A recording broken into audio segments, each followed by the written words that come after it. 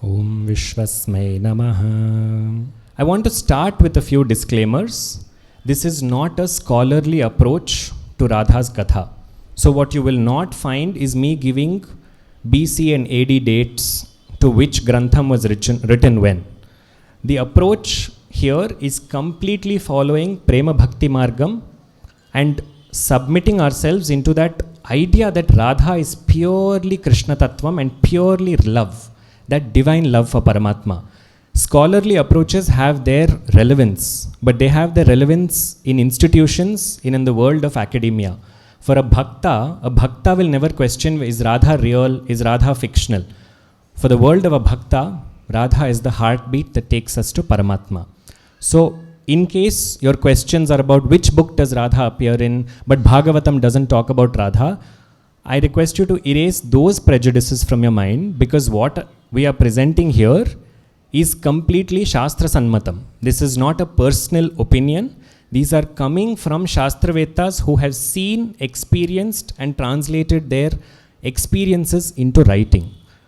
It is said that Krishna Katha is the most Vichitra avataram. Swami's different avatarams have different names. This Swami who is sitting in front of us, Narsimha Swami, he is called as Adbhuta Avatara Swarupam because the avataram is extraordinary. Nowhere else do we see such a unique combination. But I will just do a namaskaram and carry on, because if he comes, he'll want center stage. This is called as Adbhuta Avataram. Rama Avataram, in Rama Avataram, he is called, as you all know, as Maryada Purushottama. Is Krishna called any Purushottama? Prema Purushottama, but also Leela Purushottama. Because the word Leela is very strongly used for Krishna. It's not that it's not there for other devatas. But when we say the word Leela, Krishna comes especially. But the caveat is this. Krishna Leelas cannot be understood by ordinary logic. Because if you read anything literally with Krishna Leela, you will just lose it to the logic. But look at this avataram. It defies logic. I'm not saying that it doesn't respect logic. It goes beyond logic. Every portion of this avataram is saying, wait, pause and look at the story, because this is also called, in Telugu we know this as the Akhari avataram. This is the last avataram. But how? In Dashavataram it's not the last, no? Then just because I said you nodded, huh? When we say it is the final avataram, what we mean is not for Paramatma. We cannot decide whether he'll take another avataram or not. It is the last avataram for anybody who comes in contact with him. That is the special condition of Krishna avataram. Anybody who comes in contact, whether it is a Rakshasa, whether it is a Gopika, whether it is a Devata, whether it is a Manava, whether it is a tree, whether it is an anthill, whether it is a cow, whether it is the mud of Vrindavan, anyone that comes in touch with Krishna in this avataram, that is the samapti of their jivatma. They get absorbed into this. That is why this avataram has to be understood with extreme care. It is necessary that we spend a little bit of time focusing on this before we go into the heart of Rasa Leela. Because Rasa Leela is not an ordinary portion. It took 6 days for Parikshan Maharaj to absorb the Bhagavatam in its essence. In the last portion of the Bhagavatam, which is the Dashamaskandam, that portion, Parikshit asks Shuka, for all, of course all of you are familiar, but just to build a little bit of context, who tells whom the Bhagavatam? Parikshit Maharaj, who has been cursed that in 7 days a snake will bite you and you will attain, the curse did not say you will attain Hari's abode. You will die is what the curse said. Parikshit used death as an opportunity to do what? To listen to Bhagavat Katha. This is Bhagavatam's first Sandesham. Bhagavat Katha is enough for moksham. If you listen like Parikshit. Because the way he listened, he put aside samsaram and he says, I am ready. Give me everything if I am worthy. And who is telling him? Shuka Yogindra is telling him. That phenomenal Tattvajnani and Atmajnani who knows the self is revealing to Krishna, revealing to Parikshit all of the leelas of Krishna. Who is this Shuka? Vyasa's son. Shuka has his own beautiful Purva Charitram. In the eternal realm of Goloka, so just like there is Vaikuntha for Vishnu, Kailasa for Shiva, Manidvipa for Devi, Krishna has an eternal lokam that is called Golokam. In Goloka, Krishna, Radha and all the Gopikas, that is not Goloka here in Bhulokam. It is Brahmandasya Urdhva. Over there, Radha and Krishna are eternally in union. Radha has a small parrot with her that sits by her side and is constantly whispering something to Radha. This parrot, companion of Radha, moves once from Radha's hand and goes and spends some time with Krishna. And it listens to all of what Krishna has to say. Then this parrot comes back to Radha, and Radha smiles and she says, now you've heard what I said, you heard what he has said, now you go and you tell this story to the whole world. That parrot became Shuka Yogindra. Why I'm giving this context is because look at the person who is the Kathakar over here.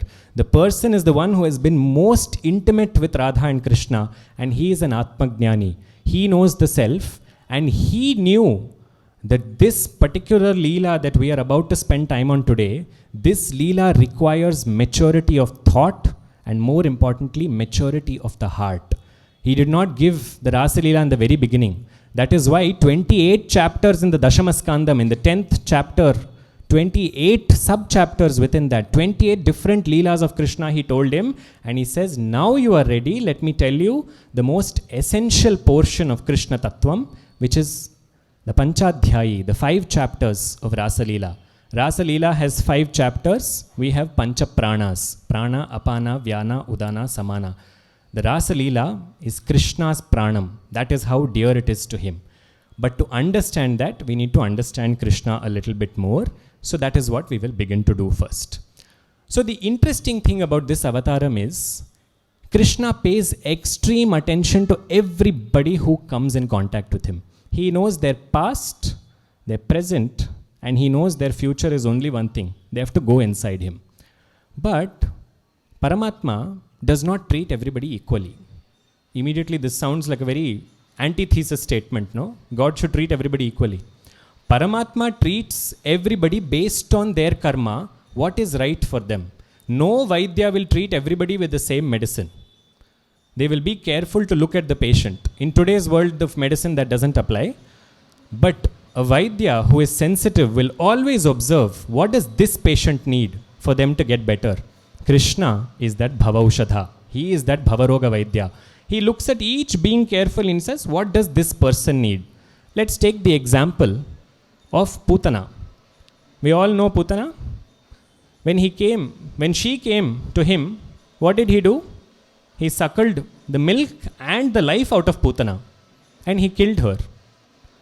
But as soon as Putana was cremated, none of Krishna's family knew who Putana was. They just knew some Rakshasi has come and she has tried to attack our little child. When Putana was burnt, when the body of Putana was burnt, there was a sugandham in the air. And all of them are wondering, where did this come from? That sugandham came because that jiva got absorbed into Krishna.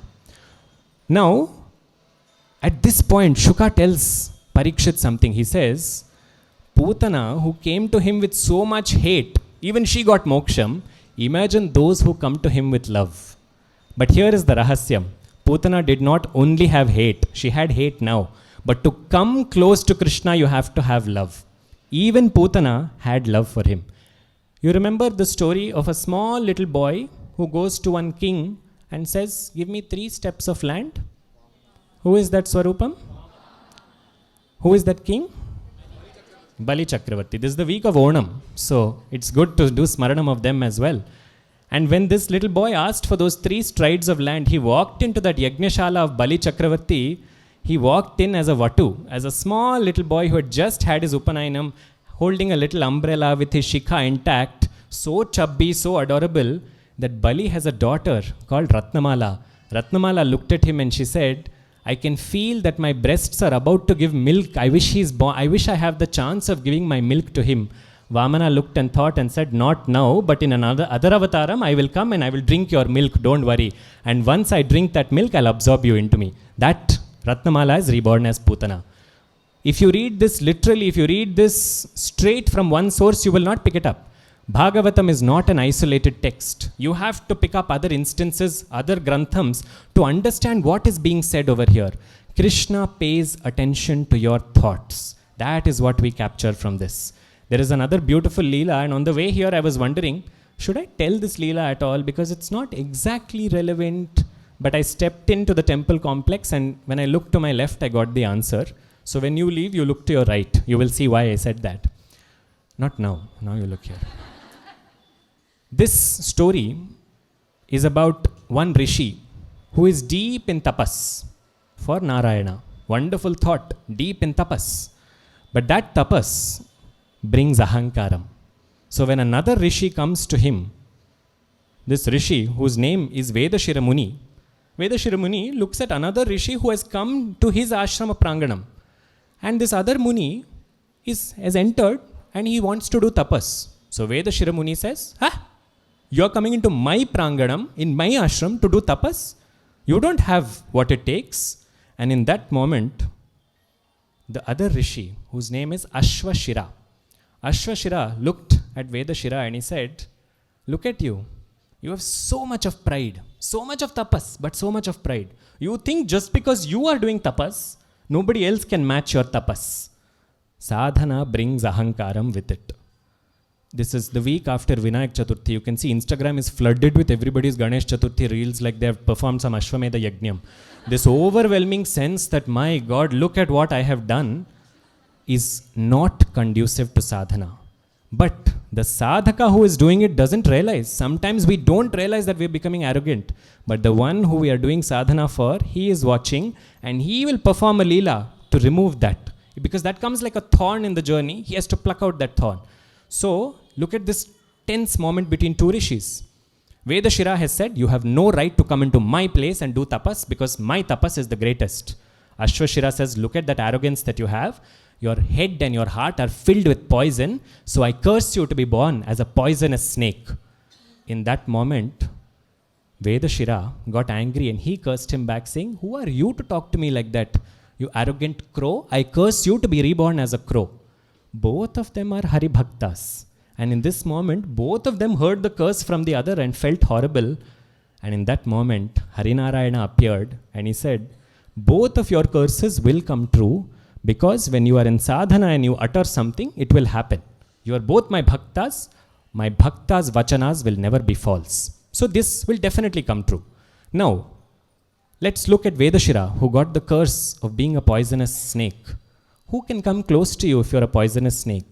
But have no fear. I will come in one avataram. I will dance on top of your head and remove all those poisonous thoughts and I'll absorb you back into me. Who is that? It is Kalinga Nattana Krishna who is in the temple Kalyani as you enter or as you exit, whichever way you look at it. And what about the other rishi who became a crow? Vishnu looked at him and he said, you, in another avataram, I will bless you.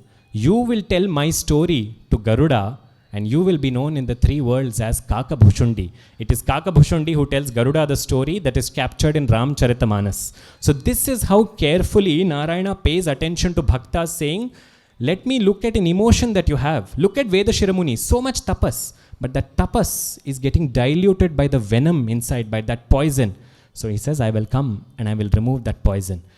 If you pay attention to Krishna Katha, all of these things open up saying, oh, so he pays so much attention to his bhaktas. He pays so much attention that he links any bhakta who comes in any other avataram and he says, come here. And in this avataram, when I come, I will ensure that your chapter is complete. In Rama avataram, when he walked into Mithila Nagaram for the very first time, Mithila Pura Jana Mohakaram Videha Manasa Ranjaka Rama, says the Nama Ramayanam. When he walked into Mithila, all the people in Mithila were so smitten. Men, women, everybody was smitten saying, what a Divya Mangala Vigraham. I wish I could be a wife to him. That is his Swarupam, Sakshat Manmatha Manmathaha. He is Koti Kandarpalavanya. He looks so beautiful. Just his physical form is so beautiful that they all thought that. Paramatma knows what we are thinking. You can hide it from the world. You can't hide it from him. So in that moment he thought, not now. In another avataram when I come, you can all become my wives and then I will take care of your mukti. This is one set of gopis that came here into Vrindavanam. The next set, I'm creating all this context for us to understand the characters who are going into Rasa Leela. The characters who are going into Rasa Leela are people who had a deep desire to be with Paramatma. That is the only criteria you need to be with him. Not initiation, not mantram, not japam, not tapam. Yearning. That yearning is the heart of Krishna Katha. There were other beings. There were rishis. When Rama walked into the Aranyam for the first time, the rishis who looked at him thought, when will I get to walk with him? When will I get to dance with him? Look at his gait. He is walking like an intoxicated elephant. I want to walk next to him. I want to know what it feels like. But I have a rishi's dharma to perform. How can I do that? In that avataram, he said, you also join me in that avataram as a gopika. And in that avataram, I will dance with you. I will move with you. Every single being who came close to saying, I want to know what he is, he kept them on hold, on wait list for this avataram. Because in this avataram, he has all the time to spend on prema. Prema is not in the conventional sense of prema.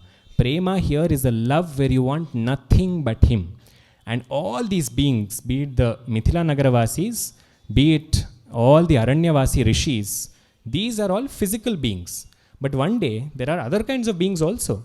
And the one such other category of beings is Veda mantras. Mantras themselves have akritis, they have forms. And one day, all the mantras of the three Vedas sat together and they had a meeting and they say, each of us, each of what is contained in our mantra is describing Paramatma.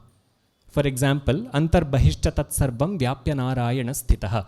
This is describing that Paramatma is inside and outside, everywhere it is Paramatma alone.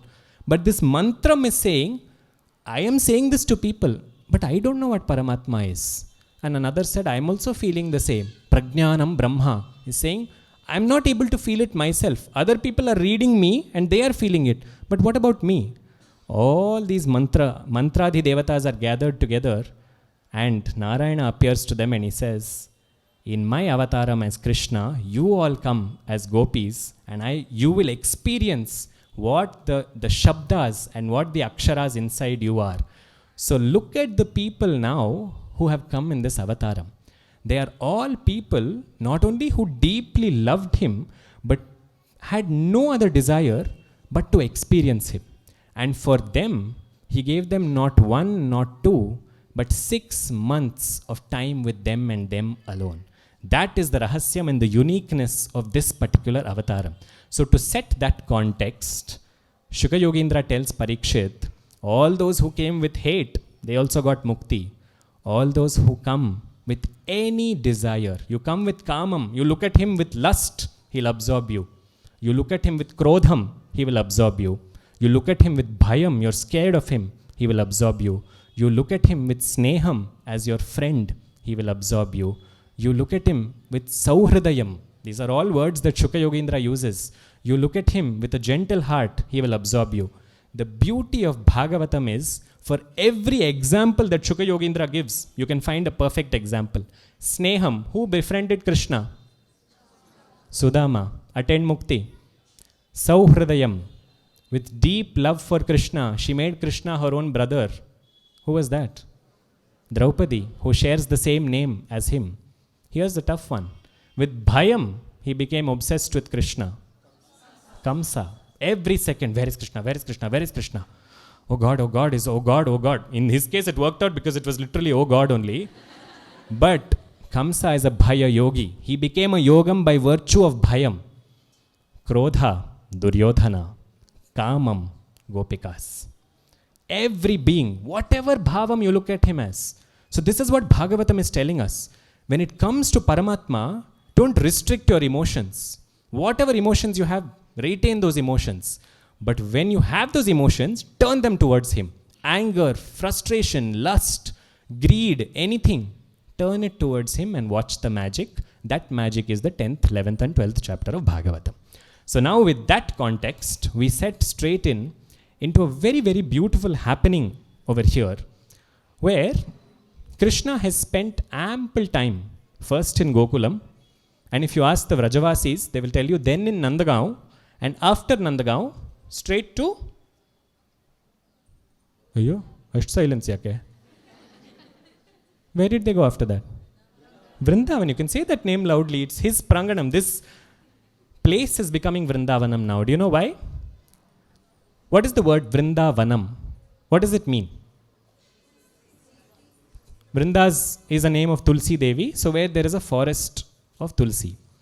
Look at the beautiful choice of words. In Sanskritam, there are many words for forest. One is Vrinda. One is Vanam. Can somebody give me another example? Aranyam. Beautiful. Kananam. Vatavi. So many different words. Why the words Vanam? Vanam is always used in Sanskritam when there is a sense of safety. Aranyam is used when there is a sense of fear. So when you are thinking about the wild animals and you don't know what's going to happen and it is a relatively uneasy time, you use the words Aranyam. That is why it is Aranya Kandam in Ramayana, because everybody is concerned what's going to happen to him in the forest. Here they used Vrindavanam. Why? Vrinda also means group. That place where bhaktas group together, where bhakta brindam or bhakta vrindam come together to attain moksham. Just like how the gopis from the Vedas, the gopis from Mithila, the gopis from the Aranyam all came together. They came together as bhakta vrindam. That place where they are feeling secure because paramatma is there becomes Vrindavanam. Now you tell me, has this place converted itself into Vrindavanam or not? This is a bhakta vrindam that is sitting here and he is right here. So Vrindavanam is not a place. Vrindavanam is the space that you create around yourself. Now in this place, the Lord will eternally dwell. That's why he said, I will not leave 1 foot, I will not step out of Vrindavanam. As a Leela he goes, but eternally his Vibhuti is there, and that is testimony in Vrindavanam even today. So in this place he constantly stays. And as he's growing up, he is delighting each of the Gopas and the Gopis with various Leelas. First, Rakshasa Samharam happens. Then with the Gopa boys he plays. Then he teaches Indra a lesson. Then he teaches Brahma a lesson. Everybody comes. Everybody learns something. But this avataram is called as Prema Avataram. It is that avataram when those who wanted to be in deep prema, for their sake, he says, I will come now. And that prema has to be so deep for Krishna that when he feels, yes, you are ready to receive my love. When are we ready to receive his love? When we forget that he is paramatma. If we forget that he is paramatma, we start to take care of him in the most beautiful way. There is a story that Ramakrishna Paramahamsa used to always say. There were 2 Krishna Bhaktas that were going through a forest and night time fell. And they were going through a forest, so naturally there is a fear of wild animals. And one Bhakta told the other that, listen, there are lots of wild animals, so I think we should climb the tree and stay safe on top. The other Bhakta says, okay, you climb, I'll be at the base of the tree, I'll not climb. So the first Bhakta said, why not? So he says, listen, I don't want to climb because I have a Krishna mantram. That mantram, I have a mantram. He doesn't even say Krishna mantram. He says, I have a mantram. That mantram will protect me. The other one says, so be it. So one climbs up, the other remains downstairs. The night passes. The one on top sees that a tiger comes close, but does not do anything to the tree, does not do anything to the Bhakta at the base, and he goes away. In the morning, one Bhakta comes down and he asks the other. He says, what mantram did you chant that nothing happened to you and the tiger came and the tiger went away? One Bhakta said, I chanted Krishna mantram. But the story does not end here. You know what the other Bhakta says? He gives him one whack on the head and he says, you chanted Krishna mantram? You could have just climbed up the tree and been safe. But for that you had to summon Sri Krishna, is it? You had to trouble Sri Krishna to leave all his other work and come to save you from something that you yourself can do. This is the most antithesis to the rest of spirituality. Spirituality is saying, say everything, God is in everything, do everything and attribute it to God. Krishna Bhakti is saying, take care of Krishna so much that you forget he's God. Think about him. Krishna, did you eat? Krishna, did you drink? And you will forget that he's God. Putra bhavam will come in. Vatsalya bhavam will come in. Prema bhavam will come in. Wherever prema comes, the ruling deity of prema comes. The ruling deity of prema is known as Radhika. So where there is love for Krishna, there is Radha. Now, the gopis have deep love, but the gopis are also in samsara. And here starts the dilemma. Because if any of us have to relate to this, it is the easiest portion of Bhagavatam to relate to. All other episodes have their power But in this episode, we can start to feel like it is a personal story. Look at these gopis. Krishna is there walking, moving, sitting, traveling with them. But they have their own samsaram. They have husbands, they have children, they have in-laws, they have parents. They have their own samsara lampatam. They want to be with Krishna, but they cannot always be with Krishna. They have to come back. How many of you have felt this? Where you have wanted to be with your spiritual practice, but samsaram keeps calling you back. It's natural, no? I'll also put up my hand. It's very natural. But when this happens, time after time after time, when you keep feeling that tug of war, at some point he will pull hard. You know why? Because his name is Krishna. Karshana. His very nature is to pull. His name is Sankarshana. He pulls so carefully, so strongly that when he pulls, nobody else can win. And he pulls hearts towards himself. Because to go to Krishna, unless his pull is there, you can go up to a point. He has to pull you inside. That is why Puri Jagannath pulled Chaitanya Mahaprabhu inside, because Krishna is a magnetic force. So this Krishna sees this tug of war. And the beauty is, every day that the gopis are spending with him, that tug of war he's slowly winning. Because the gopis are realizing something inside. Prapancham is useless. After some point, the same things will go on here. Endless samsara chakram will go on and on and on. But my love for him is the only thing that I want right now. And Krishna chooses an opportune night. Not one, but several nights. Krishna is Kala Swarupa. He takes the power of 6 months worth of nights. That's basically 180 nights. And he says, these 6 months are for the gopis to attain mukti. The purpose of this is what? For the gopis to attain mukti. What kind of mukti? The gopis were all craving for time with him. So he says, let me give them that time. Let me give them that prema that they are craving. But let me do it in a way that each of them feels satisfied.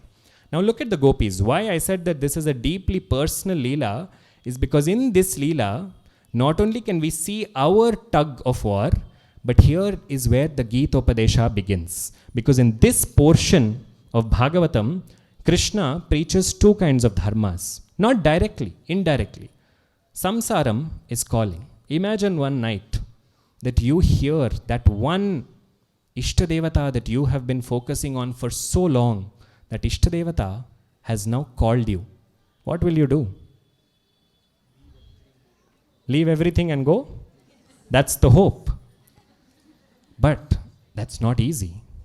What if you have an ailing elder at home? What if you have a child who's just born? All of these require you to be present. That is Loka Dharmam. You must follow it. And for such people also Krishna has a response. So one fine night, he takes his flute and says, this beautiful night that he chooses is in the beginning of Sharat Kalam. Sharat Kalam, which comes soon after Varsha Ritu, we have Sharad Ritu. This is autumn as we know it. And in this month, what you see is a cool sense that takes over in the environment. With global warming, I cannot vouchsafe for this anymore. But this comes after monsoon, when all the burada, all the dirt that is in the air settles down. And in this month, Chandra glows at his best. That is why all poets love to talk about Sharat Chandra. Because Chandra glows, and in this month, Chandra radiates Amrita Kiranas from his full moon. So, Krishna chooses one full moon night in Sharat Kalam, takes his flute, and he goes alone quietly. He goes into one of the many vanams in Vrindavanam. Vrindavanam is a part of 11 or rather a part of 12 such vanams. There are multiple vanams. There is a Mahavanam, which is Gokulam. There is Vrindavanam. There is Bhandira Vanam. There is Bilva Vanam. There is Madhu Vanam, and so on. He goes to one of the vanams and he starts to play the flute. He is somewhere far away, and sitting in their own homes, in their own samsaram, one gopi who was getting ready to go out somewhere, suddenly she takes her waistband and she puts it on her neck. She takes her necklace and she puts it onto her waistband. This is not an advertisement for size 0. What Bhagavatam is telling you is she has forgotten herself. One gopi is applying kajal to her face, to her eyes, and when she hears that flute from somewhere else, that kajal smears across her face and half of her face is black. The third gopi is feeding her parents with a vessel, and when she hears the call of that flute, She pours the entire vessel into their plates. The fourth gopi is cooking and she has forgotten that the food is burning. She cannot smell it because all her indriyas are turned there to that sound. Bhagavatam's rahasyam. Are these just people? If they were just people, how did they hear what was happening kilometers away? It's not like Krishna set up a Zoom call through which they heard it. There is something magnetic that people around them could not hear, but they could hear. The sign of an awakened yogi is that they can hear nada that is coming from within. And the journey that these gopis make, this is the journey of a sadhaka that is reaching siddhi. I am watching my words very carefully. These are not ordinary sadhakas. These are not Krishna's companions. They are not his playmates. They are yogis at their core who have come as gopis. Look at the word gopi. Go in Sanskritam on one hand refers to cows. That is why gopi refers to milkmaids or cowherds. Go also refers to our sense organs. P refers to pibati. Those who drink, pibati means to drink. Those who drink Bhagavad Katha with their sense organs and they are finding amritam in that are called as gopis. So when they see Krishna Swarupam. When they hear Krishna Katha. When they smell the offerings that they have offered to Krishna. When they taste Krishna Prasadam. When they touch, they feel they are touching Krishna's feet. For them, everything is Krishna. Such beings, Bhagavatam is calling gopis, not ordinary people. Such people alone can hear the call of that flute. Because the flute is something that reaches the hearts of such souls that have been waiting for Janma Janmantaram. And they just decide to leave. They don't even realize that they are going. They're just finding themselves going towards that flute, towards the source of it. Some of them are able to go, some are not. This is why Bhagavatam is a story of a sadhaka. Some cannot go because their situation does not allow it. In some cases, some gopis are blocked. They are just being magnetically pulled. But in some gopis' houses, the doors are shut saying, hello, what's wrong with you? Happens in spiritual journeys. Just because you are on a spiritual journey, it is not right to assume that everybody will be at the same level of awareness or understanding as you. Your own folks around you may not be able to.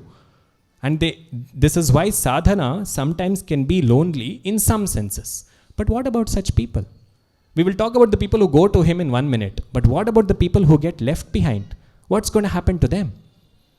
The Bhagavatam says so beautifully that for such people who are sitting behind closed doors, they're hearing the flute, they're not able to go. What a helpless situation, no? For such people, it's not helpless. Bhagavatam says they closed their eyes, they saw Krishna outside and inside, and that was it. Does that mean they died? No. It means they reached something called Jivan Mukta Avastha. They had complete disassociation with the body.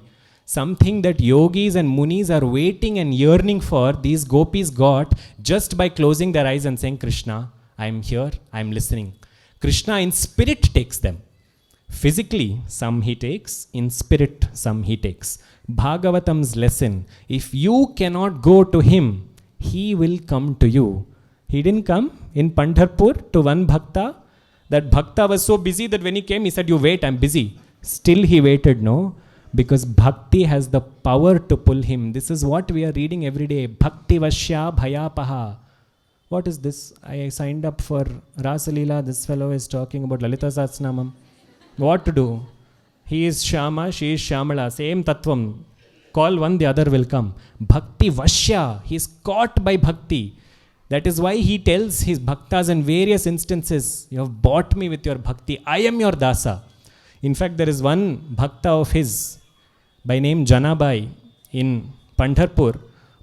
In one day when Janabai is talking to him in Pandharpur, she looks at Vitthala Krishna and she says, no need to get so excited about yourself because your name is Paramatma, your name is Bhagavan. Where do you live?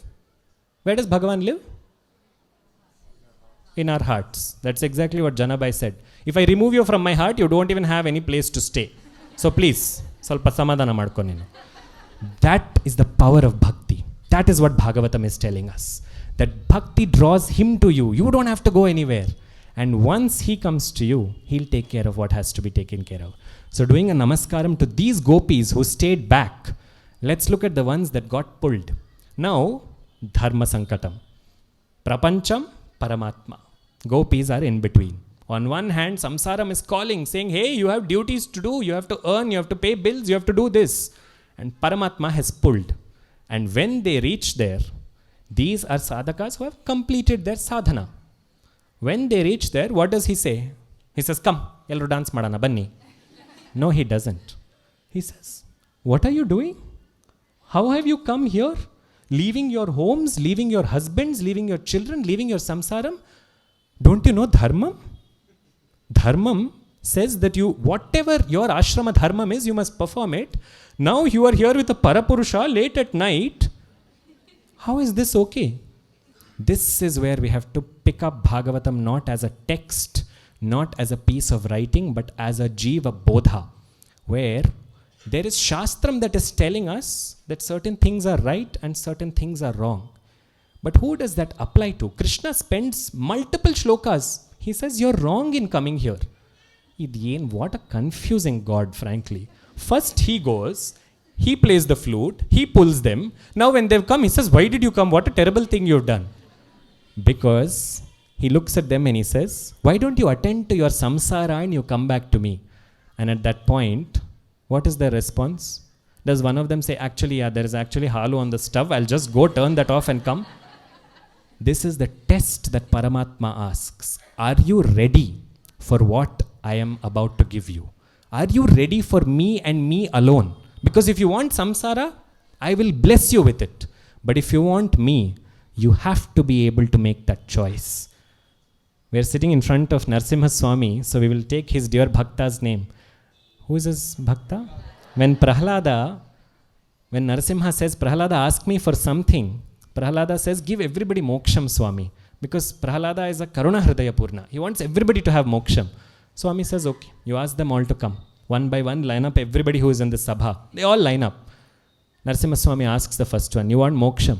The first one says, Nan daughter's madve next week ide, adu mugskondu pakka I'll come. One after the other, they all have their own reasoning. And he looks at Prahlada and he says, they all want something from me. They don't want me. So don't be under the impression that everybody is at the same level. Now, in this case, he's testing the gopis. You want me? Are you ready? Because Prapancha will not. And we are, this time and space that we are in is testimony to that. The most misunderstood Leela is Rasa Leela. Because we ignore this part. We ignore the part where Krishna is talking about this bodha. The bodha that Krishna is doing is for people in Loka Chakram. If you still feel called out to samsaram, if you still feel I need to perform my duty, I need to take care of my elders, I need to take care of my children, my samsaram is dependent on me, I will do it. I will follow that dharmam. For that dharmam also, the gopis who stayed back are an example. He will say, do it. I will come and I will bless you. Don't think that you have to leave everything. But if you decide to come here, know that those rules do not apply to you. The only rule that applies to you is the rule of prema and sampurna sharanagati, which is called in Sri Vaishnava Sampradayam as prapatti. So they have all come and he has given this bodha. Years later we are saying that, oh yes, he had an intention behind the bodha, but in that moment itself they caught it. And they said, how is it fair that you can say this to us? Your words are hurting us. Because we left everything for you. You want us to go back, no? Okay, we'll go back. And one gopi asks him so point blank, showing the understanding gopis have. Said, we'll go back. Our bodies will go back. Our minds, can you return? Our hearts, can you return? Our hearts are stuck with you. What will go back to samsaram now? And then Krishna smiles and he says, now I know that you are ready. Now what happens? It's only 6:40. You think Rasa Leela will start so soon? If it was such an easy Leela, Shuka Yogindra would not take 5 chapters on this Leela alone. So Krishna says, come with me. And he takes them into the waters of Yamuna. And there, as he spends time with each of them, every gopi is beyond delighted. Because this Swarupam that they have yearned for lifetimes to be with is now in front of their eyes, is now giving them undiluted time. How much time is he giving them? 180 days is just to them. For their sake, he has frozen time. He froze time again for Arjuna much later. When he gave him Gitopadesham, he can do it now. And when he does it, they're all thrilled. And in that moment of joy, one of them thinks, look at this Swarupam, Krishna. What about him is making me so drawn? And now we will see a beautiful meaning. We spoke of one meaning of the word Krishna earlier. We will look at one more meaning which is given by Garga Muni in the Garga Samhita. Garga Muni is the Muni who does the Namakaranam for Krishna, and he gives this meaning saying this is what this name means and this is why this name has so much power. He says, Kakara Kamala Kanta. If you take the words Krishna, you have Ka, Ra, Sha, Na and A. Look at these beautiful words, these beautiful aksharas. Kakara Kamala Kanta. Kakaram represents Kamala Kanta. Kamala is Lakshmi. The Lord of Lakshmi is represented in the syllable Ka. Kakara Kamala Kanta. Rakara refers. After this he says Rakara is Rama. Kakara is Lakshmi Pati Vishnu. Rakara is Rama, the one who brings joy. Rama Ramana Lampata. Rama means someone who spreads joy. First is Vishnu, second is Rama. Shakara Shadgunapatihi. Shakara refers to the one who has 6 forms, 6 gunas, Shad gunas that are complete with him. Shadgunya Paripurita. Sounding familiar, no? Those 6 gunas of Veeram, Aishwaryam, all of them, the one who has them in completion is called Bhagavan. Those Shad gunas, this person has. Shakara Shadgunapatihi Shweta Dwepa Nivasakrit. He lives in the Shweta Dwepa, which is Vaikuntha. And then he gives one extraordinary explanation after this. How many syllables are over? This is to make sure you're all awake. What are they? Gakara, Kakara, Rakara, Shakara. What comes next? What is Nakara representative of? Nakaro Narasimhoyam. This is why I told you in the beginning. Now I understand why we are saying this katha over here, because this Swami's name is coming in this katha. Because when I was first thinking, I'm speaking about Rasa Leela in front of Narasimha Swami, is there any connection? Was an arrogant thought that briefly passed through my head. Gargamuni hit my head with a stick and said that Narasimha's katha only is here. Nakaro Narasimha Vachakam. And after that he says, Akaro Hyaksharagnya Bhuk. The one who is Akshara, the one who is Agni, and the one who eats everything. That Swarupam is Krishna. Put all of them together. The one who is the Lord of Lakshmi, the one who is Rama, who brings joy, the one. After that, Shakara is Shadgunapati, who has Paripurna Guna Swarupa, the one who is Narasimha, and the one who is Akshara, meaning cannot be destroyed. Akshara. Look at Sanskritam. It gave syllables the same name as Paramatma. You cannot break down A anymore. You cannot break down Paramatma anymore. That's why Paramatma and syllables are also both called Akshara. Akshara, Agni. And he eats everything. He himself is Davagni. All of these Bhuvanaharam. He eats the Bhuvanas at the time of Pralayam. This Swarupam they got attracted to.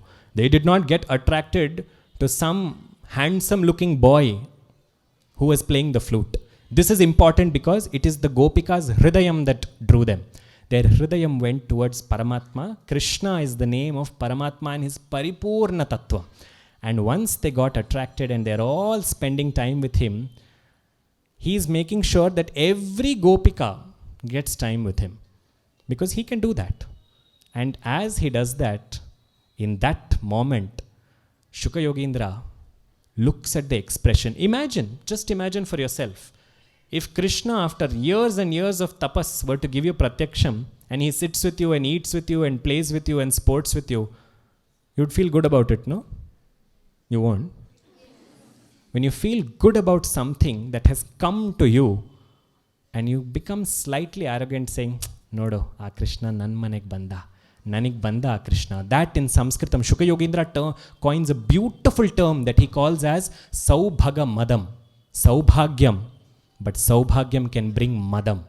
That Madam is, nodo, Ramakanta, he is not seen by Brahma and Vishnu themselves, that Ramakanta now is here, pa, in front of me. Banta ilva? Baratte. That is the ultimate point when sadhana is concluding, when we feel, I have achieved.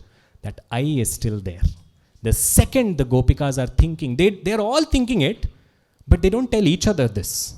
They're just thinking it silently. The second they think it, gone. Krishna is nowhere to be seen.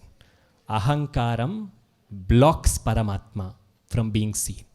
When Krishna is not seen, now starts the real story. Because up till now, everything is hunky-dory. These are the 5 stages of the Rasa Leela which have started. The first is recognizing the call of the divine and allowing the divine to pull you. The second is being with the divine.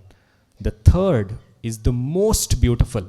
Because here, in this portion, something happens which nowhere else is seen. Up till now, Krishna has not disappeared. In all of these chapters so far in Bhagavatam, he has been physically present with everyone. If at all he disappeared, it was only because he went to break somebody's dahi handi. So, and somebody else, he was totally not disappearing for that other person's house. But here, he's disappeared and nobody knows where he's gone. Worse still, they don't know. On vapas battano ilvo. What if he doesn't come? We have left samsaram. We cannot go back now like this.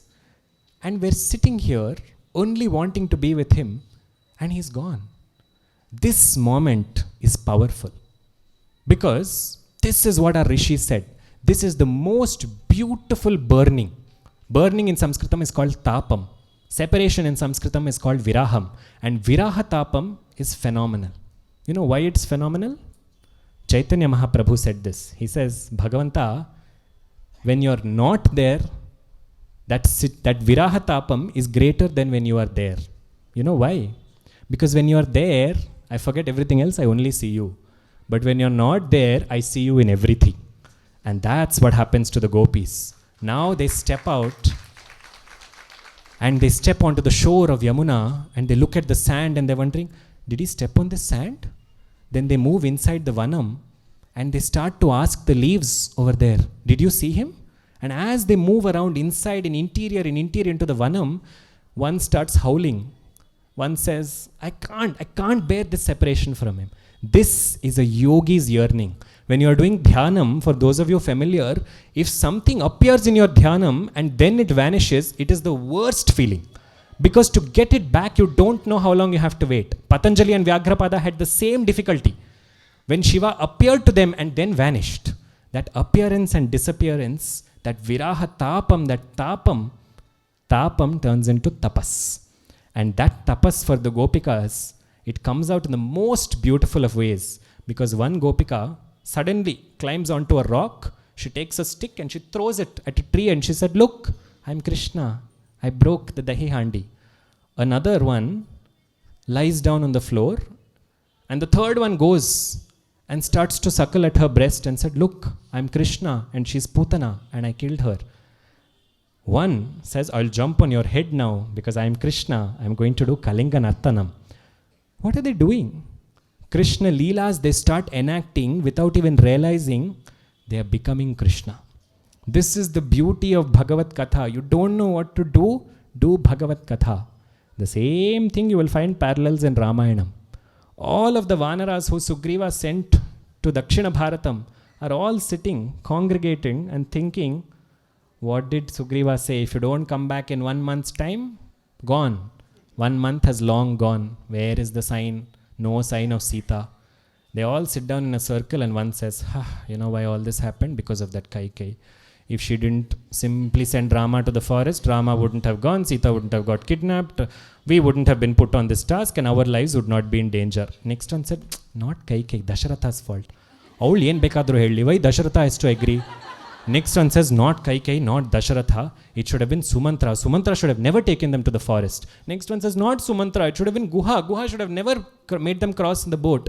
Like this, they go on and on and on and on. And then one of them says, I wish Jatayu at least was able to save him. In that moment, something which didn't happen earlier happened. Suddenly a vulture that is close by screamed and said, Jatayu? Who said Jatayu's name? Jatayu is my brother. And he came walking towards these Vanaras and he says, who are you looking for? You're looking for Sita. Oh, there was a woman that Ravana took 100 yojanas down to Lanka. I'll tell you how to get there. Why did he do this? Because he heard the name Jatayu. Why did the name Jatayu come? Because Rama Katha came. When did Rama Katha come? When they were unhappy. When they didn't know what to do with themselves. You don't know what to do with yourself? Read Bhagavat Katha. Bhagavatam is telling you this. Ramayanam is telling you this. You don't have to have a purpose. The Vanaras didn't do it as any sankalpam saying Punarvasu Nakshatram has come, Ekadashi has come. They did it titkofying everybody in the Ramayana. But still they got phalam. I'm not saying you should do it like that. But I'm saying do it with any bhavam. Paramatma will emerge through that katha. The katha is his swarupam. And that is why the Gopikas started to pick up this katha and they became Krishna in that desperation for him. And as that desperation grew, they went inwards to the forest and they saw one deer and they said, you are smiling. Did you see Krishna? Did he go inside? And another one now screams. Because up till now, they were just looking around in the forest and there was no sign of him. But now they see a pair of footprints. And one is thrilled saying, we've seen him, now we can go find him. But now, look at what's happening. Up till this moment, everything in this universe around them became Krishnamayam. They saw a tree, they remembered Krishna. They saw the Kadamba tree, they used to think, he used to sit under this tree and he used to play the flute. They saw a stone, they used to say, he used to sit here with Balarama. Everything, Sarvam Vishnumayam Jagat. The whole entire space, they saw Krishnamayam and they saw Krishna's prema. They said, Krishna used to sit here for us. Krishna used to do all of these. They saw Paramatma's prema, and Paramatma's prema is constant. It's never missing. It's never stopping. One of them says, this is the east. This is the direction he used to look when he had to do his Pratah Sandhya. He did this also out of love for us, because at the end of his Sandhya Vandanam, he would say, may you all be well. All the Sandhya Vandanam phalam that I have, I'm giving you. Little did they know that Paramatma himself is giving that phalam to them. And they're looking at all of this, and look at what's happening. They are recognizing Bhagavat Prema. Bhagavat Prema is a constant flow. It's a constant flow that he's sending towards us. If the sun is rising tomorrow, it's because God loves us. Because he cares about us and he wants us to proceed towards him. Everything in the universe becomes an act of love that God does for us when you see it like that. And that constant act of love is a flow. In Sanskritam, flow is called as dhara. They see that dhara, that prema dhara that comes towards them, saying, all this he gave us. And they start to return that love. When they return that love by reenacting his leelas, by crying for him, by sitting, waiting, wailing for him, they're looking at that dhara. Let's look at that dhara. From Paramatma to us, it comes as dhara. We have to return it to him.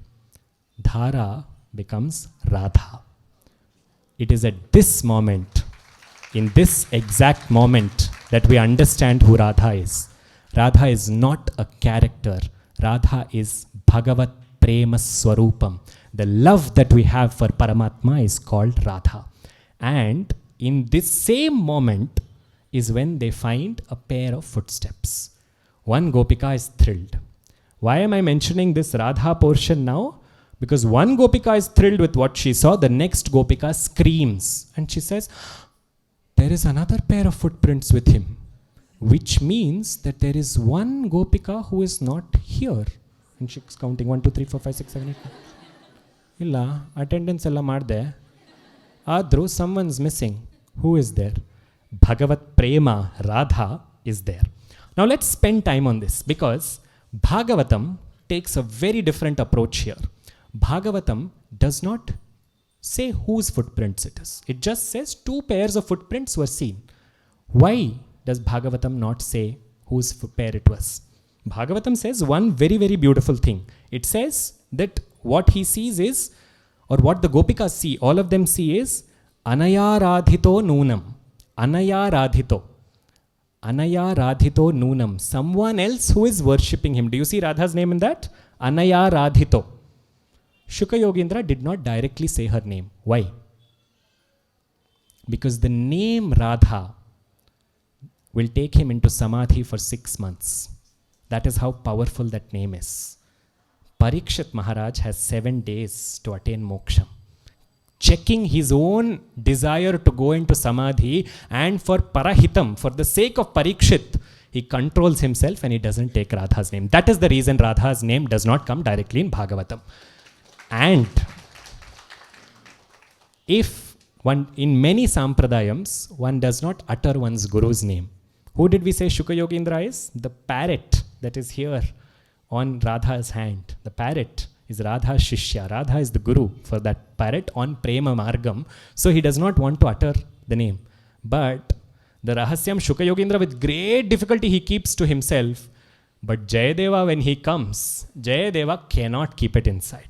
Because it comes out for him, and Jayadeva is all our guru. Everybody who's gathered here today owes a namaskaram to Jayadeva for the simple reason that he worshipped them as a Yugala Murti, the first person to openly proclaim, yes, it is Radha's footprints that were seen, that were going inside.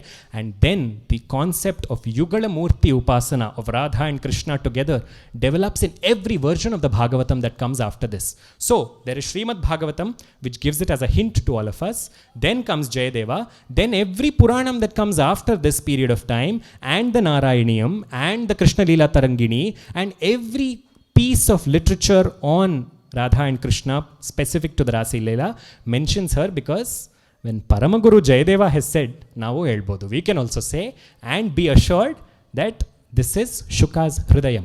Shuka intended it, Jayadeva, Gargamuni and others released it, and today we are sitting here by their grace able to absorb it. So the second pair who we can now confidently ascertain, we can ascertain it belongs to Radha, but all of them are completely transformed now into Sherlock. Up till now, it was great because misery loves company. When everybody is miserable, there's a certain joy. Oh, nimgo chanagilva, sare nango chanagila. Okay. In COVID time, I think everybody felt this. Oh, nimgo banta, sari. But now, one person is having Krishna Ananda Anubhuti. One is able to be with him when we are all suffering. Who is that one? How come she gets that permission? So they go into the forest deeper and deeper, and at one point they don't see full footprints. They see only 2 footprints, and not even the ankle and the toes. They see only the toes. So most of them are thinking, what's happening?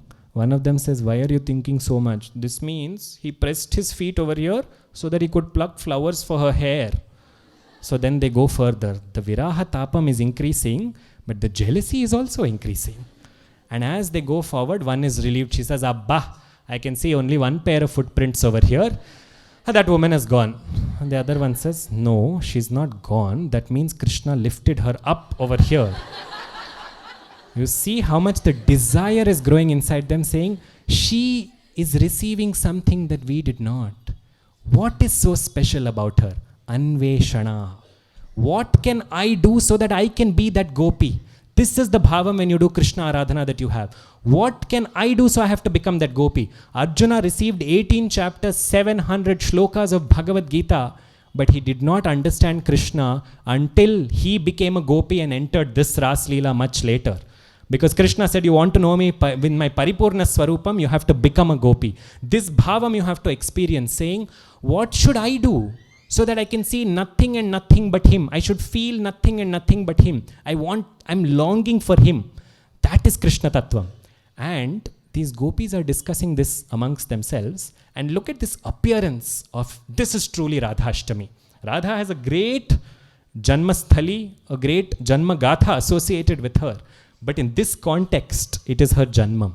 Because she has given these footprints. Up till now, none of them even knew who it was. But suddenly, she has revealed her footprints. And as soon as they go further, they hear a lady crying. And they immediately go into a partition in the forest, and they see that there is one woman who is crying, saying, fellow Gopikas, I also was like you. I was also with him. And then I said, you are mine. And then I said, let me come and sit on your Vamankam. And the second I said this, he disappeared. I am also feeling the same pangs of separation. Look at this beautiful moment. Radha is pretending to be a gopi. Gopi Veshadhari. Radha is not a gopi, but Radha is dressing as a gopi, sitting as a gopi, crying as a gopi. Why? What did I say gopi means? Go refers to the indriyas. All of them are drinking Krishna rasam. When in our indriyas, no matter how much we drink Krishna rasam, there is one bhavam inside us, which is called as the Mahabhavam. That bhavam is called prema. Prema looks like it's the rest of the emotions, but prema is not. Prema is very distinguished from all other emotions. It looks like, yes, I love that person, but it is a greater emotion. Do you see this? Prema is disguised as an emotion, but prema is a god. Radha is disguised as a gopi, but Radha is a goddess. You understand this? You can see why Radha is pretending to be a gopi, because she wants to lead the gopis to Krishna. Up till now, we thought it was Krishna who was leading them. Up to a point, Krishna will pull. Only beyond that point, only she and she alone is allowed to say, come, let me give you that entry. Radha becomes a guru. Radha being a guru is not new. Look at the indications in Radha's Janma. Radha is born on Ashtami Tithi, Bhadrapada Shuddha Ashtami. Can anybody tell me what Radha's Nakshatram is? Anuradha Nakshatram, or Anusham in Tamil as we know it. Which guru shares Anusha Nakshatram with Radha? Mahaperiva, Prema Swarupam, Radha Tattvam, Jagat Guru Tattvam. The idea that a guru will show you, learn to love him with all your heart, and learn to love him from whatever state you are in. When a devout Vaishnava came to Mahaperiva and he said, I want to do Pradosha Puja for Shiva, but I am a Vaishnava, how do I do this? Periva smiled and he said, on Pradosha Kalam you worship Narsimha Swami, no? Narsimha Swami himself is Pradosha Murti. So to find Prema Margam in anything that you do, that is what a guru can teach you. Nobody but a guru can do that, and that guru has come now. She has not come here holding Diksha Dandam and a mala saying, come, I will teach you. But she's pretending to be one of them, leading them towards him, saying, Ahankara Tyagam alone can lead you towards him. She demonstrates her own example just to say that this is what happens with Ahankaram. One bhakta asks Radha Devi many years later, when Radha Devi gave him Pratyaksham, saying, you and Krishna are inseparable. Then why for the sake of the gopis did you separate yourself? And she said, the answer is in the question, for the sake of the gopis. Just so that I can delight myself in Virahatapam. Because in Virahatapam, I will also see him everywhere. I love to do that. That is what Radha's story stands for. But now in this story, as Radha starts to pull the gopis towards her, she says, what do we do? Now even I don't know what we do. This point is the shifting of the locus in the entire story. Look at the progression. As we go, we are not yet in the Rasa Leela. We are going closer to the Rasa Leela. And as we go, we have to constantly check the journey. Recognizing, is my time here for me to go towards him? How do I go? Going there and truly, honestly believing him. That is called a Sat Sankalpam. Paramatma, I want you. I don't want something from you. And when you do that, and he says, okay, take me. And if you have that Kinchit Bhavam saying, Ahankaram, I have me, then he'll say, no, you're not yet ready. You need some more refinement.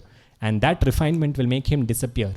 Sanskritam uses the words Antardhanam. It does not say he leaves. Antardhanam means it's there but you cannot see it. Paramatma is still there, but he's hiding for certain reasons.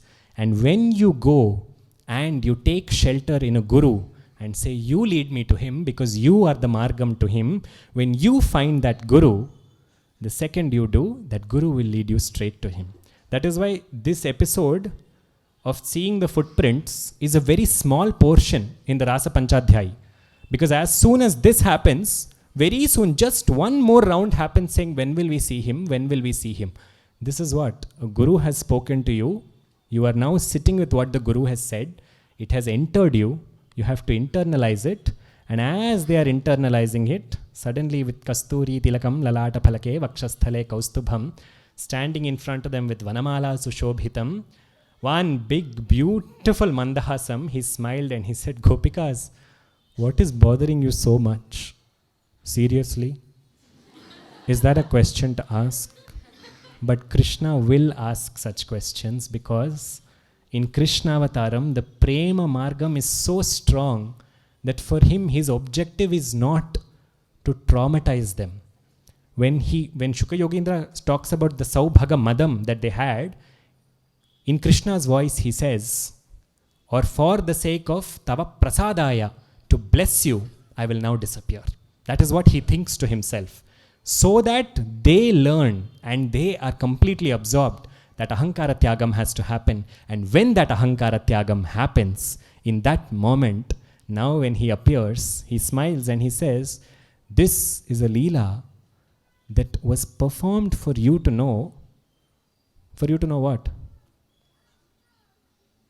That you can attain me up to a point through tapas, through jnanam, through bhakti, through sadhana.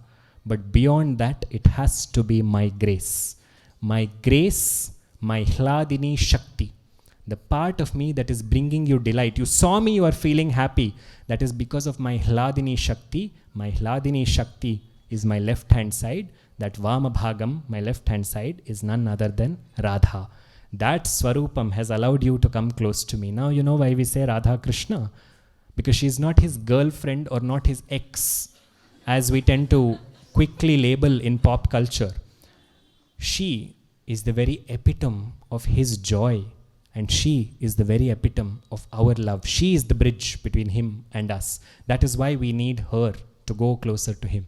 Call her Radha, call her Rukmini. She is the same Shakti. She is that Swarupam that allows us entry. Radha came, they got entry. Where? Now he has come and he says, come with me into the waters of the Yamuna. And as he takes them into the waters of the Yamuna, a beautiful dance starts, because Krishna is in the center, and one Krishna in the center, and all the Gopikas, how many? There are hundreds of Gopikas. They are forming enclosure after enclosure, circular enclosure after enclosure around him. One Krishna in the center, all these Gopikas all around. In between each Gopika, one Krishna has come and is holding them. So every Gopika is surrounded by Krishna on her left, Krishna on her right.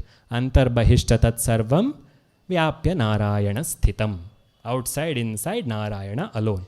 As they are surrounded by Narayana everywhere, nobody can even see the Gopikas. We can only see Krishna. Take this beautiful moment. Connections, when you open connections in Sanatana Dharma, one thing will lead you to another. This is an example. Take a circle.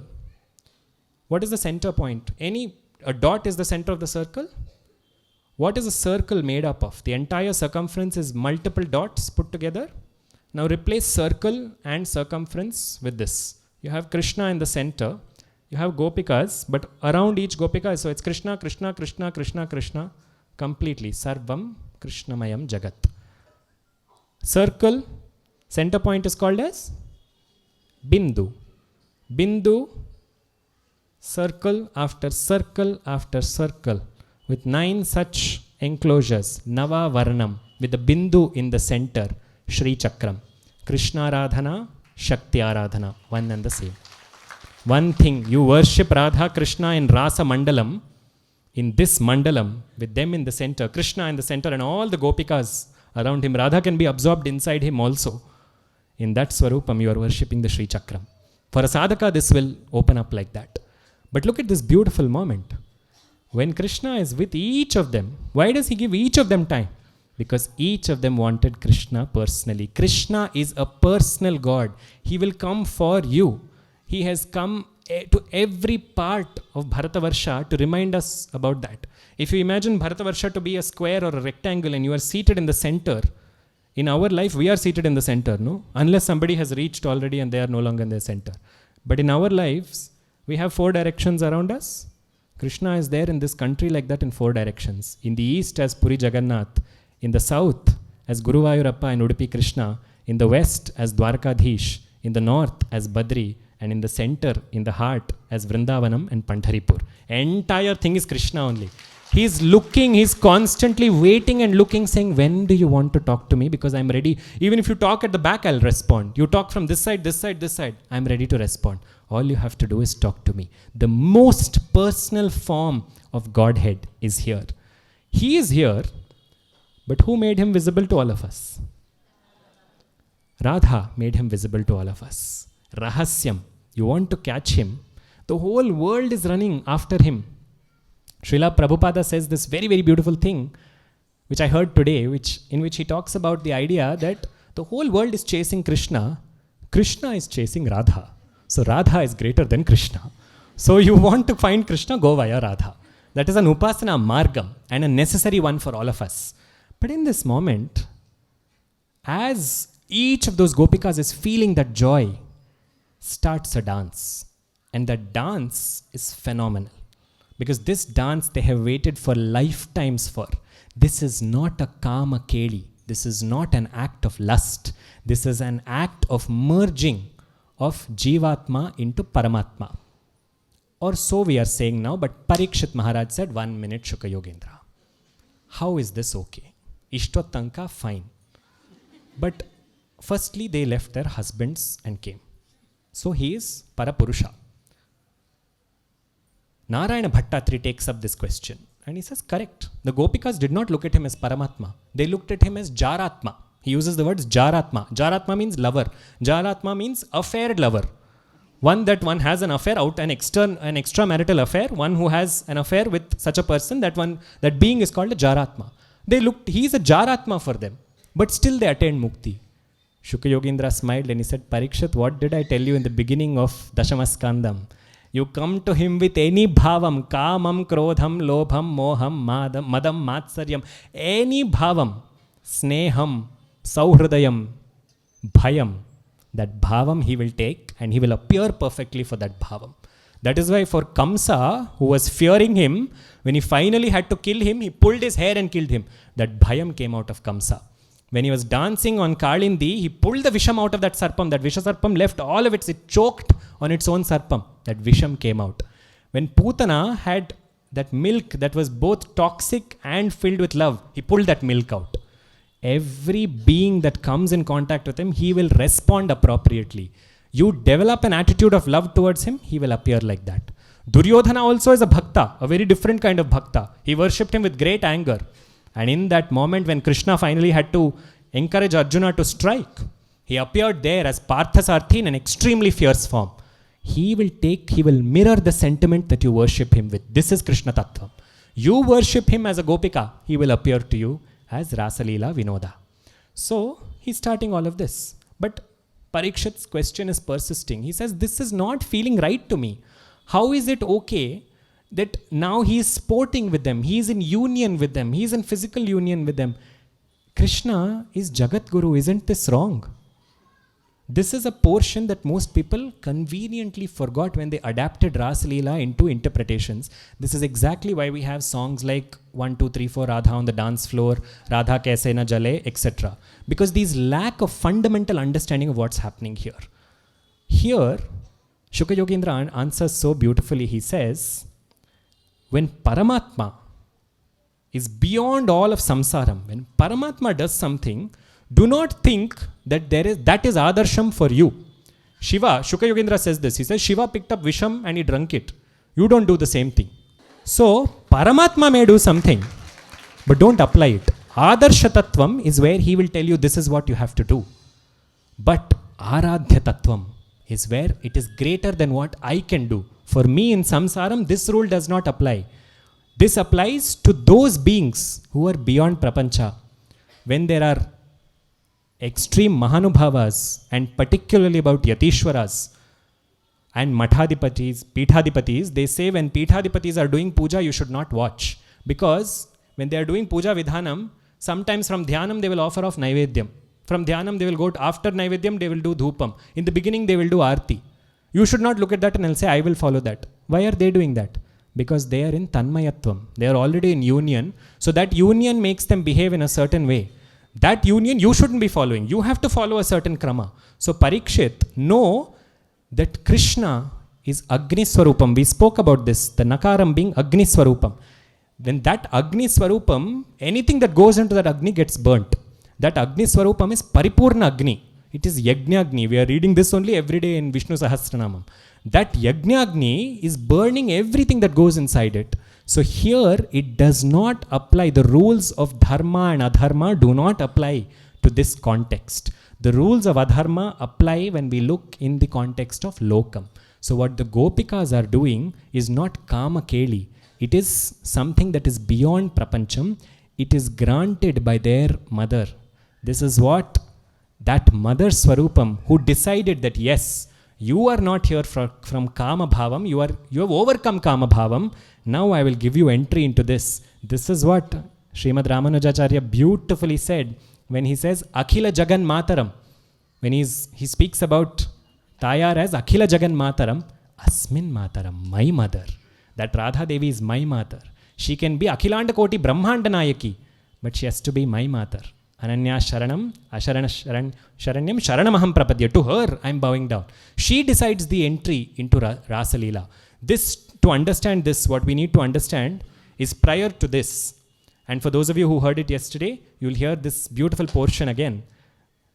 There is a certain time when all of Vrindavanam is aglow.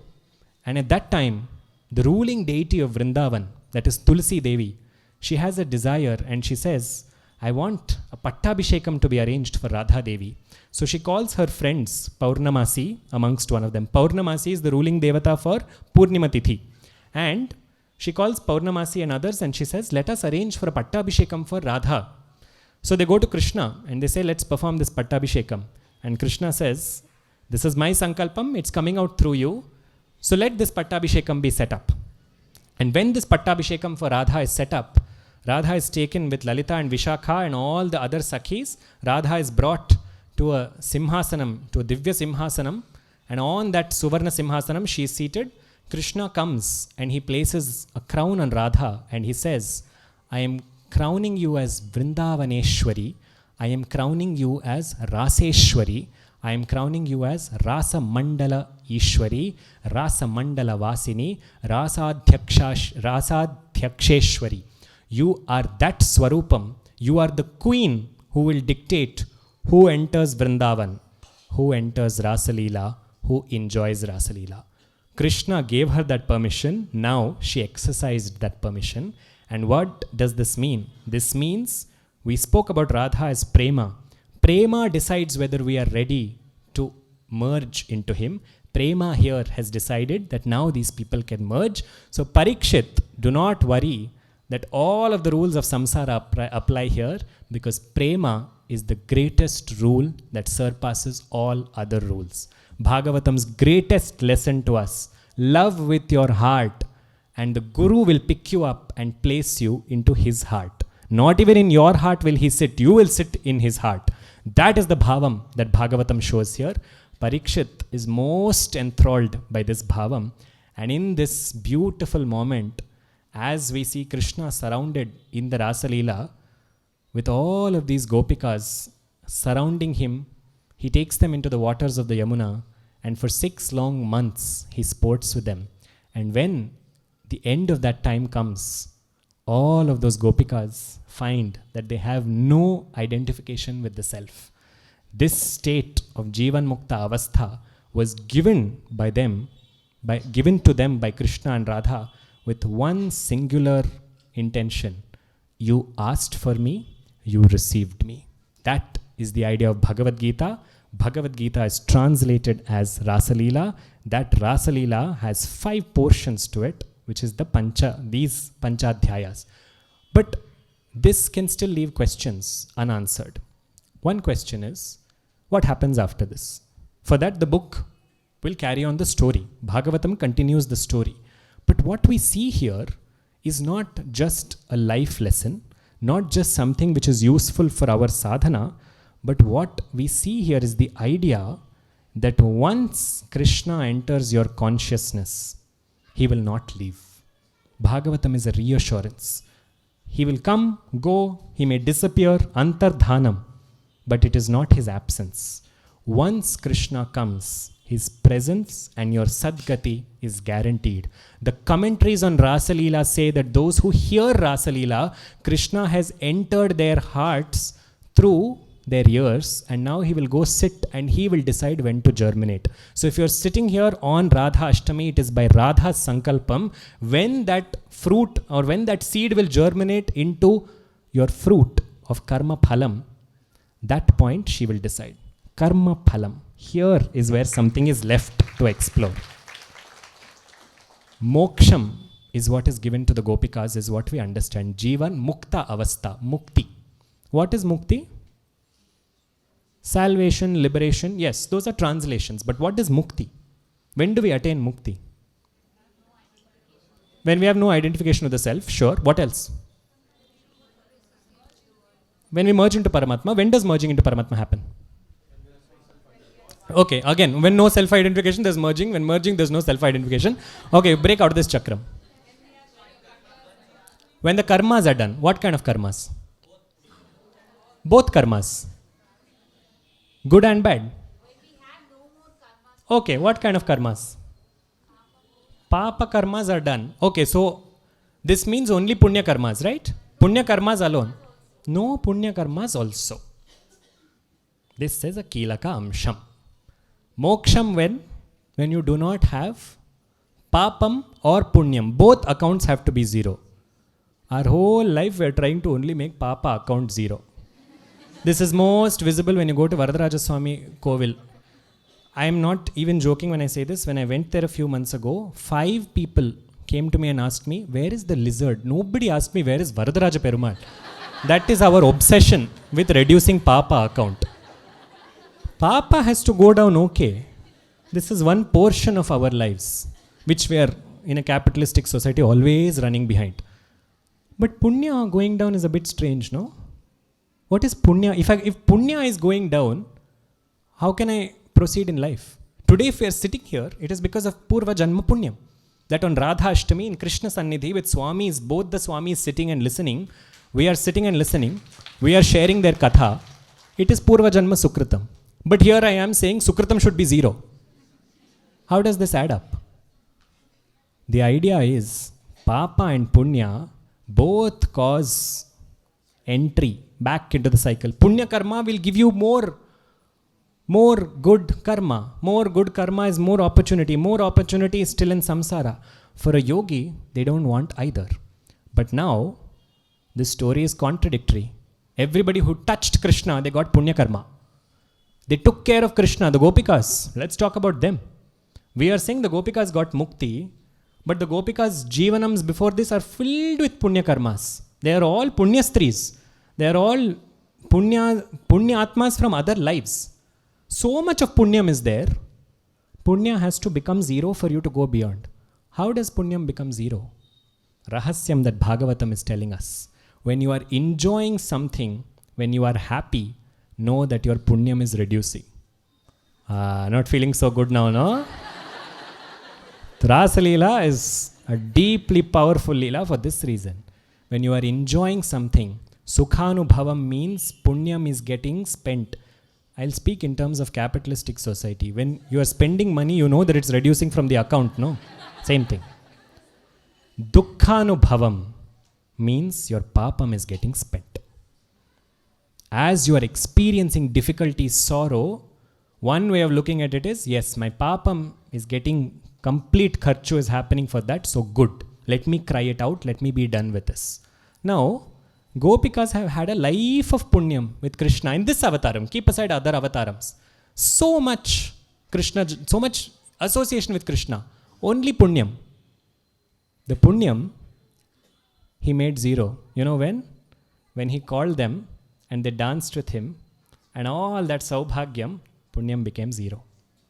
Papam? Papam also was there from Purva Janmam. And that papam also went. You know when it went? When they cried for him, saying, Krishna, where are you? Punyam became 0 first, papam became 0, account is square, then you enter into Rasa Leela. Rasa Leela is teaching you this. Square your accounts. I will square your accounts. You don't know how much is pending for you. I have that account with me. I will square it. If you are experiencing anything, know that I am in the process of settling your accounts. The second those accounts are at 0, that's it. That is why Rasa Leela ends like this. Because this portion, if you understand, you will understand that beyond sukham, beyond dukkham, beyond the idea of saying, I'm doing this so that I get this punyam. We love this idea of extended sankalpams. Have you ever heard this? Ashtaishwarya siddhyartham, dhana kanaka vastu. All of these are beautiful things.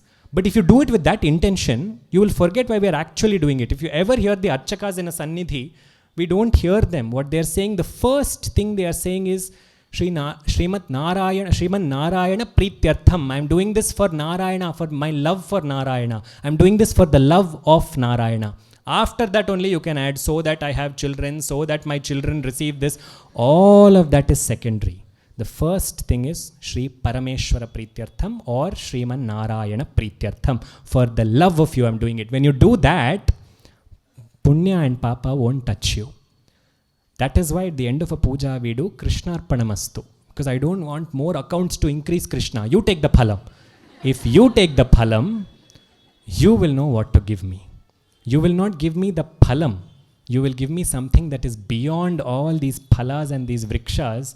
You will give me a state that does complete balance of the trigunas. That samasthiti I am asking for you, from you, that samasthiti I can achieve here. This is what Bhagavatam is telling you. It is not telling you it is beyond. It is not telling you that in that moment their bodies were left behind and they all merged in. With their bodies they merged. Means it is a possibility for each of us. But for that, the love has to be deep. For that love to be deep, the sadhana and the Sharanagati Bhavam both have to happen together. And what is one beautiful way of remembering that? Remembering that a sadhaka's journey may look isolating, may look lonely, but the Bhagavatam, the Ramayanam, the Ashtadasha Puranas and Vedas and the stories of Mahanubhavas are all here to remind us that love is the greatest and the greatest. So this bhavam, that when you do something, do it with the bhavam that he is paramatma, but do it with love for him, saying, Radha, Krishna, are you happy? Am I taking care of you well? One Vishnu Sahasranamam, you read with him saying, I'm reading this for you. I'm reading this so that you will be well. I'm reading this because this should bring you joy. It is equivalent to 1,000 Vishnu Sahasranama Parayanams. That is what Bhagavatam is saying. That once with love, phalam patram pushpam toyam yoma bhaktya prayachati. Bhakti is not devotion. Bhakti is a state of love that words cannot describe. And in that state, to be submerged into it is a blessing, and that blessing is something that we are all experiencing. To the Sabha Samudram and to Radha and Krishna who are seated in each of your hearts, listening to each of these words and absorbing it, my complete belief is that they have pulled you here. This is not ordinary. Nobody is here by coincidence. Recognize it not as Saubhagamadam saying, I came, but they brought me. And the physical forces that enabled this, Nidhi Akka, Vaidyanna, who immediately, the second I said, can we do something, in no time, they spoke to the Archakas of this Kovil, Navanita Anna, who is so radiant and is a Krishna Swarupam in himself. Just this evening when I stepped into the Sannidhi, I was thinking about various things and I wondered, have I bitten off more than I can chew? Just looking at the number of people here, I felt, can I deliver any sort of justice? And absolutely with no anticipation from my side, Navanita Anna gave me this and said, Krishna asked me to give it to you. So be assured, Swami speaks through the company, Swami speaks through the voices of those who are in love with him. All of the forces here that enabled this are testimony to that, because they did this with no hidden agenda. They just said, come, let's spend this as a true satsangam, and that is what it has become. With absolutely no other agenda are we all also here. Be assured that if you have heard this Rasa Panchadhyayam, these Panchadhyayams will carry you through not just Iham, but into Param. And when it does, know that on the other side of the Yamuna, Radha is waiting to take you into Krishna Loka. May that Rasavasini always give us bhakti, because the greatest thing to ask for is Govinda Pada Ravinda Bhakti. Once we have that, everything else is there. If we don't have that, nothing else can last. May that bhakti be the sole ask that we all take back from today, because with bhakti, everything else comes. May that bhakti keep our homes, our hearts, and our bodies nourished now and forever. Sarvam Shri Yoga Narasimha, Yogananda Narasimha Sameta, Shri Rukmini, Radha Rukmini Satyabhama Sameta, Sri Venugopalaswamy Parabrahma Padaravindarpanamastu Swasti.